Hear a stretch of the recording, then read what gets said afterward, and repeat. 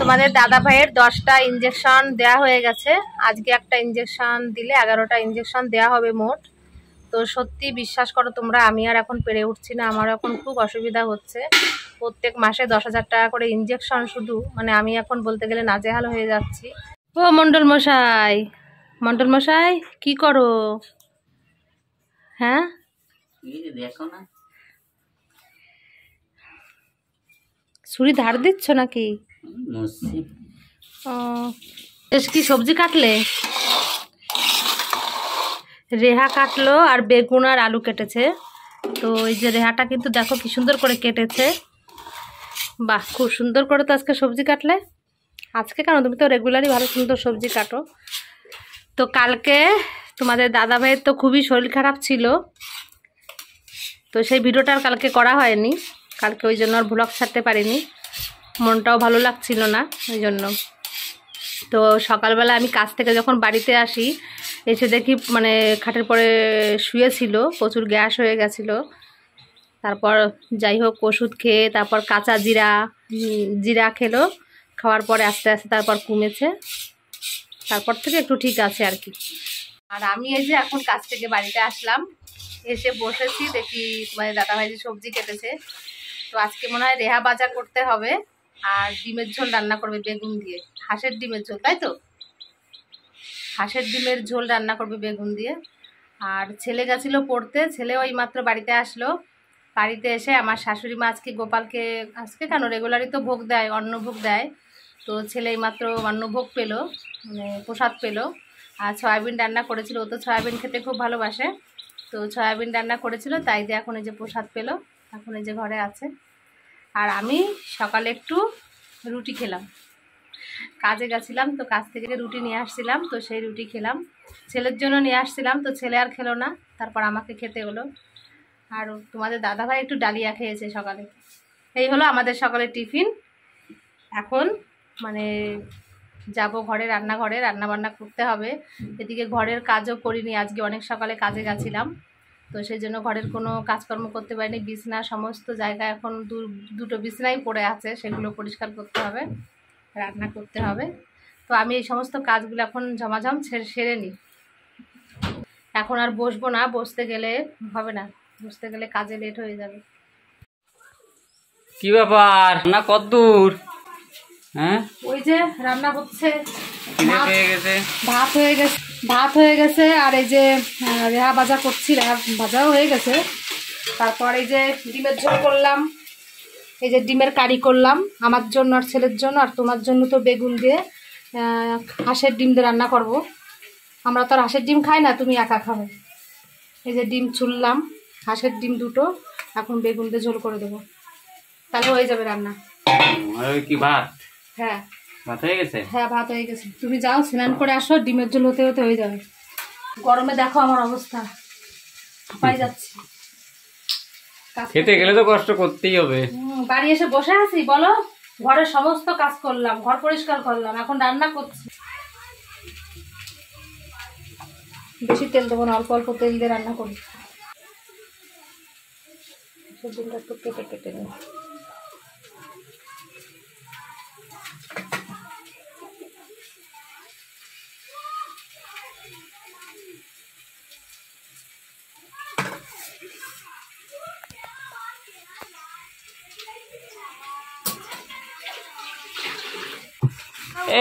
তোমার কি কাজটা শেষ হচ্ছে না? হ্যাঁ শেষ হবে, রান্না করে সবাই উঠলাম। বালতিগুলো দেখো কি নোংরা হয়েছে, সেগুলো মাজবো না বলো? একটু পরিষ্কার করতে হবে।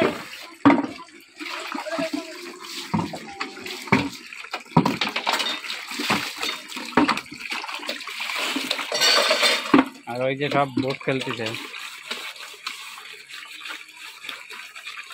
হাত দুটো ব্যথা হয়ে যায়, ডলতি ডলতি নোংরা।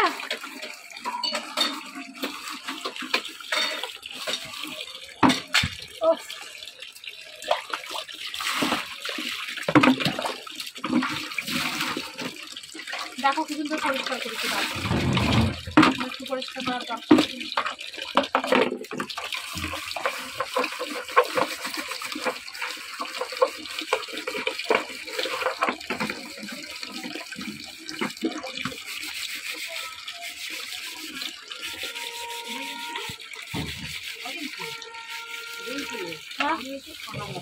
হ্যাঁ, তারপরে শেষমেশ সেই স্নান করলাম, কাজকর্ম সেরে স্নান করে এখন এই যে খেতে বসেছি। তো ছেলের বাবার দুজনের খাওয়া হয়ে গেছে।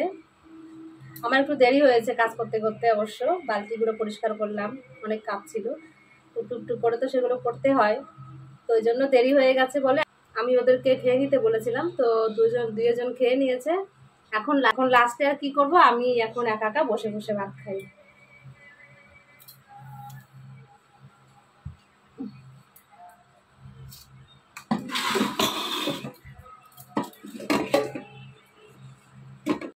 এই এখন খাওয়া দাওয়া হলো, খাওয়া দাওয়া করে তো ঘরে আসলাম। ঘরে এসে দেখি, তোমাদের একটু দেখাই, এই দেখো বাবা ছেলে দুই দিকে, তোমাদের দাদাভাই এখানে শুয়ে আছে, ছেলে ওই যে ওখানে শুয়ে আছে। কিন্তু দেখো তোমরা, এই যে আমাদের পাখা, সিলিং পাখা, তো আমাদের ছাদটা কিন্তু অতিরিক্ত নিচু, কারণ এটা আমাদের সরকারি ঘর। তো নিচু থাকার কারণে আমরা এই সিলিং পাখাটা চালাতে পারছি না, অতিরিক্ত গরম পড়ছে, তো সেই কারণে আর কি। তো কি করা যাবে, এখন এই যে বড় স্ট্যান্ড ফ্যানটা চালিয়েছি। তো এটাতে একটু হাওয়া হয়, কিন্তু রান্নাঘর থেকে আবার তাপ আসে, মানে রোদ্দুরের তাপ, কারণ আমার রান্নাঘরে অ্যাডভাস্টার দেওয়া আছে, ওখান থেকে আবার তাপ নামে। তো আমি ভুলে গেছি রান্নাঘরের দরজাটা আটকাতে, ওটা এখনই যাব আটকাতে, না হলে গরম হাওয়াটা চলে আসবে ঘরের ভিতর। তো বাবা ছেলে এখন এখানে ঘুমিয়ে থাকুক, আর আমার জায়গা বাইরে, ওই যে ছোট একটা পাখা, ভাঙড়ি একটা পাখা, সেই পাখাটা আমার জন্য। এই দেখো, তো এই অল্প হাওয়া হয় এটাতে, বেশি হাওয়া হয় না, তো আমার জন্য ঠিক আছে, আমিও ওখানে থাকি বাইরে। ঠিক আছে, তোমরা সবাই ঘুমোও, আমি একটু বাইরে যে একটু ফোনে কাজ করি। তোমাদের দাদা ভাইয়ের কাণ্ড দেখো, আজকে দুপুরবেলা তো একদম ঘুমোতে পারিনি, প্রচুর গরম পড়েছে, বড় ফ্যান চালিয়েছিলাম, তো সেই বড় ফ্যানও মানে গরম কমেনি, এতটা গরম লেগেছে। দুপুরে তো স্নান করেছে, এখন দেখো আবার ওই যে স্নান করতে বসেছে, তো এতটা গরম লাগছে। বেশি করে স্নান করাই ভালো, করো বেশি করে স্নান।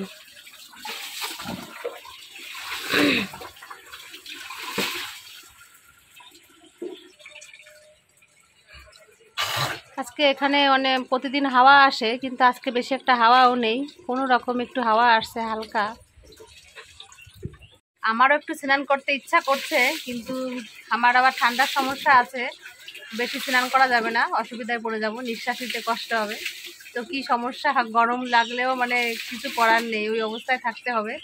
এই যে আমাদের বাড়িতে যে বড় স্ট্যান্ড পাখাটা আছে, ওই পাখার হাওয়া আবার আমি নিতে পারি না, কারণ আমার ঠান্ডার সমস্যা আছে, ওই জন্য ছোট পাখাটা আমি আমার বারান্দায় সেটিং করে নিয়েছি, ওটাই আমি মানে নিয়ে থাকি, ওটার হাওয়াটাই গায়ে লাগাই আর কি।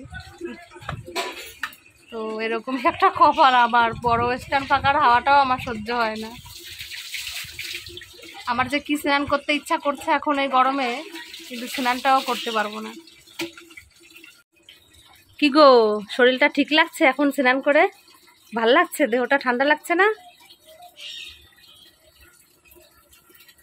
2-3 বার স্নান করো, তুমি তো স্নান করতে চাও না, বেশি করে স্নান করো।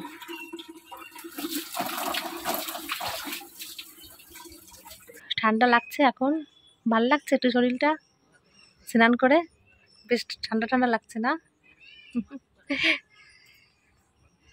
তোমাদের দাদাভাই তো স্নান করে বেশ ভালোই আছে এখন, কিন্তু এখন আমাকে আবার যেতে হচ্ছে বিরাটি স্টেশনে, কারণ তোমাদের দাদাভাইয়ের আবার ইঞ্জেকশন কালকে নেওয়ার ডেট, তো আজকে আমাকে ইঞ্জেকশনটা দিতে আসবে বিরাটি স্টেশনে।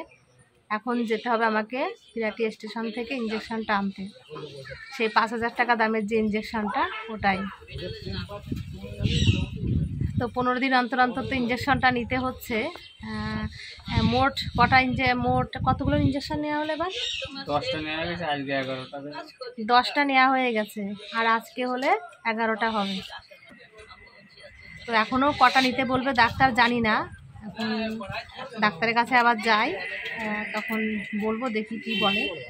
আমিও আর সত্যি পেরে উঠছি না, তোমরা বিশ্বাস করো, কারণ প্রত্যেক মাসে 10,000 টাকা করে ইঞ্জেকশন, আমার এখন মাথায় বড় চাপ এসে যাচ্ছে, পুরো নাজেহাল বলতে গেলে আমি হয়েই যাচ্ছি এখন, মানে খাও বা না খাও এই টাকা আমাকে ম্যানেজ করতেই হচ্ছে যেভাবে হোক। তো আর কি বলবো। তো এখন একটু এই যে বসছি, আধ ঘন্টা পরে আমি আবার যাচ্ছি ইঞ্জেকশনটা আনতে বিরাটি স্টেশনে। এই গরমে আর যেতে ইচ্ছা করছে না, তবুও তো এখন যেতে হবে, বাধ্য হয়ে, কিচ্ছু করার নেই। তো যাই হোক, আমার ভিডিওটা আমি এখানেই শেষ করছি। তোমরা সবাই খুব ভালো থেকো, আর আমাকে সবাই একটু সাবস্ক্রাইব করে দিয়ে আমার পাশে থেকো। তোমাদের কাছে সবসময় এটা বলি, তোমাদের কাছে অনুরোধ করছি বলতে গেলে, তোমরা সবাই আমার পাশে থেকে আমাকে একটু সাপোর্ট করো।